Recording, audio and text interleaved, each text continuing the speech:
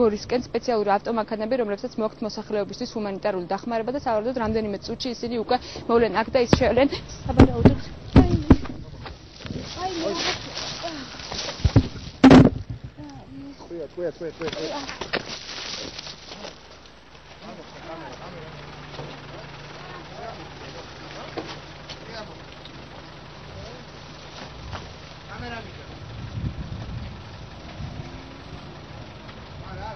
კადრში ხედავთ, რომ რაღაც ინციდენტი მოხდა პირდაპირ ჩართვის დროს.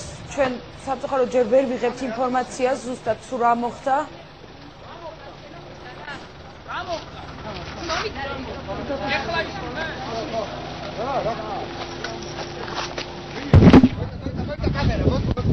სავარაუდოდ გადამღებ ჯგუფს რაღაც ესროლებს.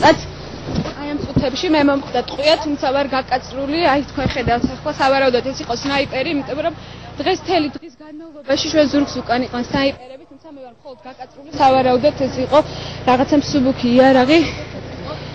მე ამ დროისთვის მეტი არაფრის თქმა არ შემილია, იმიტომ რომ ამ დროისთვის აქ არ ჩანს არავინ და ჩვენთვის უცნობია თუ ვინ მოახდინა გასროლა ჩემზე.